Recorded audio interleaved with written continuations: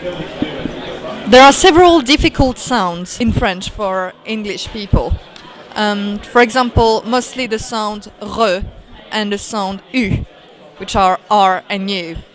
The sound re is at the back of the throat, and you find it in Paris, arrive, rire, vivre. The U is just in front of the palate, and you push your lips forward. Tu, vu, lu. For the nasal sounds, as the name explains, it's all in the nose. You need to open your mouth and really stuck the sound in your nose. En, un. And for the sounds like yin, yon, try to imagine you have a Y in front of it and make the liaison with the nasal sound. Yin, yon, like in potion or chien. The nasal vowels are also very difficult for English people. And there are several sounds, like the sound en with an, en or em, vendre, emménager. The sound un with in, ain or ein in vin, bain, plein, or im like in imberbe, or aim in fin. The sound yen, ien, chien, bien. The sound yon, ion, as in potion, marion. The sound ouin, oin, as in coin, soin. The sound on, om, as in maison, ballon, compagnie. And also the sound un, as with the article un enfant, une personne. The accents are also very confusing for English people sometimes.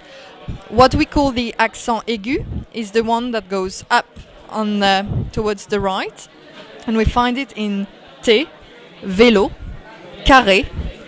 It is quite a closed sound, and it requires to put it at the front of the mouth. The accent grave is found in mère, père, cher, and is a lot more open. You need to open your mouth and put it at the back. And finally, the accent circonflexe exists to close the sound. You find it in votre, notre, for example, and it makes a big difference whether you put it or not. Without the accent, votre.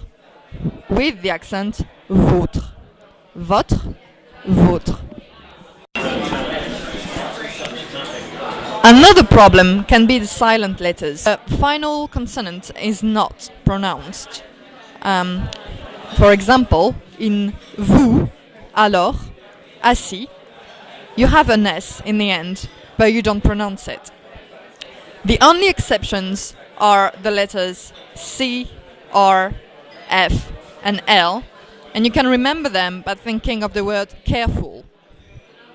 So you will pronounce the last letter in avec, sec, œuf, bref, il.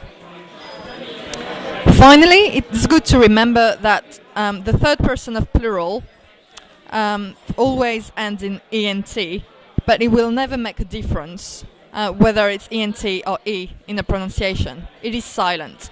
For example, ils achètent, ils marchent, ils vivent. It is ent in the end, but you don't hear it. And the last tricky bit can be the liaisons. Many final consonants are linked to the vowel that follows in French. If the word finishes by a D or a T, a N, an S or an X, then And if the following word starts with a vowel, then you will have to make a liaison.